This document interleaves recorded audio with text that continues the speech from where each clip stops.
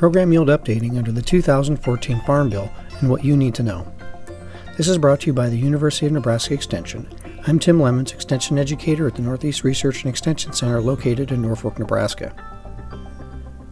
The Program Yield Update allows a landowner to make a decision to either keep the current countercyclical program yield for each of the program commodities they grow on their farm, or to update their program yield to reflect 90% of the simple average yield from crop years 2008 to 2012. In years where the farm's actual yield was less than 75% of the county average, the landowner may choose to use a substitute yield in making their average yield calculation. Recall that this is a decision made program commodity by program commodity, farm serial number by farm serial number. The 75% substitute might also be used in situations where the FSA reports that a program crop was planted on a farm for any year from 2008 to 2012 for which there was no yield information available. Yield information is available from a variety of sources to include crop insurance reports, scale tickets, feed disappearance, bin inspections, just to name a few. The landowner is not required at this time to prove their new yield claims, but be aware that you are still subject to a random audit by the FSA office at any time. If you are audited and unable to prove how you arrived at your calculations, you might be subject to penalties and exclusion from the program in the future. Here's an example of a program yield update. Note that we are looking at only one program crop on this farm. The calculation would need to be done for each program crop the farm grows.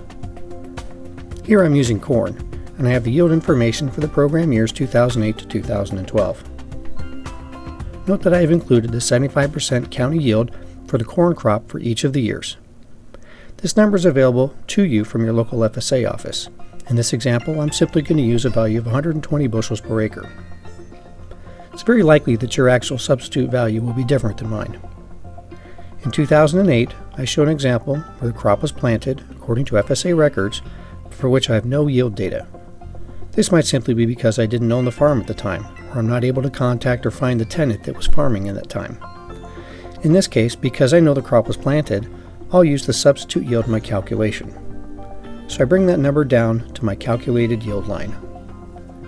I follow the process of comparing my actual yields to the substitute yields for each year, taking the higher of the two for calculating my yield. For example, in 2010, my actual yield was 167 bushels per acre, well above the county average of 120, so I use 167. In 2011, I didn't plant any corn on this farm. I went all soybeans. So I have no evidence of a crop being planted and no yield. In this case, the yield is simply not used in the calculation. We then calculate a simple average of the yield data. I have 4 data points across 5 years. So I total the yields for all years, 567 bushels per acre, then divide by 4, because I only have 4 years on the farm where I planted the corn. I then multiply that by 90% because legislation says I only get 90% of the simple average. I arrive at a new program yield of 127.6 bushels per acre, and this is the number that I can report on the FSA Program Yield Update form. Recall that only landowners can make this decision, unless you are a producer that has a current and valid power of attorney form on file at the FSA office. If you're not sure if your POA is current or valid, just call your local FSA office and ask. Also remember that with the most recent extension, you will have until March 31st of 2015 to make your calculations, get your form signed, and get them submitted to your FSA office. Again, your data can come from any number of sources. If your farm was in the acre program previously, you may request your certified farm yields from your local FSA office. If your farm has multiple tracts assigned to the farm number, you'll need to get data from each. Remember that program yield is for the entire farm, not just one tract. If you have different farmers renting on the tracts, you'll need to contact each of them individually to get yield information.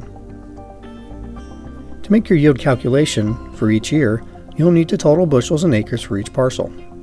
Add the bushels up, divide them by the total acres on the farm. You'll need to do this for each year and for each crop you want to update. This can be more time-consuming than you think, so plan to start sooner than later. It's been since 1980 since program yields have been updated, so it's well worth the time and the trouble to put these program yields into effect. Recall that your program yields would have an effect on the program payments your farm receives, not only back to 2014, but for all years of the program and potentially the next farm bill as well. When you see a farm sale bill, note how often you see crop countercyclical program yield included as well. Program yield might have a major effect on what your land is worth on sale in the future. Again, the process seems time-consuming and difficult, but it'll impact your payments, so take the time to figure out where you are and where you could move to in the future. Thanks for watching, and as always, if you need help with the calculations on your program yield decision, feel free to contact your local Nebraska Extension office or your FSA program office.